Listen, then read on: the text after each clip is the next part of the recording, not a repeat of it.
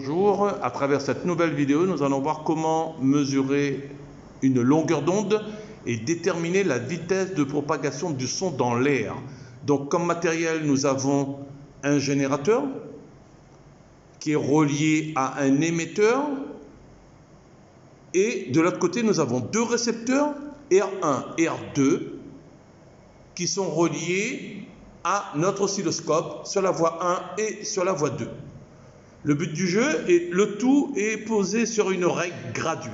D'accord? Donc, le but du jeu, c'est de déterminer la longueur d'onde. Là, on peut constater que nos deux courbes sont en phase. En phase, ça veut dire ils atteignent leur maximum en même temps et leur minimum en même temps. D'accord? Donc, nous allons décaler un des récepteurs, le R2, pour obtenir à nouveau les deux courbes en phase.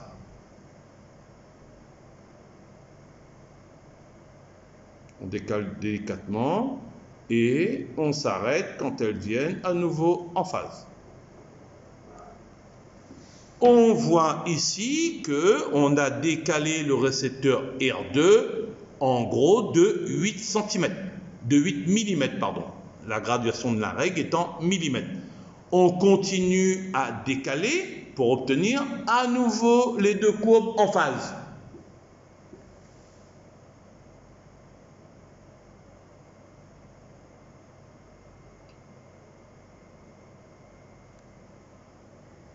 On voit qu'on est à peu près ici à 18 mm. Donc, la longueur d'onde, ça sera cette distance de 18 moins la première qu'on avait obtenue. On s'était arrêté ici à 8 mm. Donc, on fait D2 moins D1 et on a la longueur d'onde. Donc, voilà comment on fait pour calculer la longueur d'onde. Pour la vitesse de la propagation du son, on applique tout simplement la formule de la vitesse égale distance sur temps, mais ici, ça correspond à la célérité égale lambda, lambda étant la longueur d'onde divisée par la période.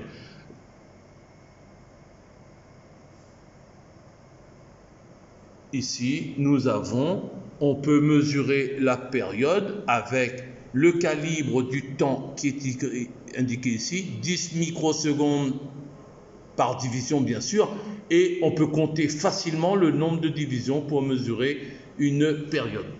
Ainsi, vous avez vu comment on fait pour mesurer une longueur d'onde et une vitesse de propagation du son. Je vous remercie.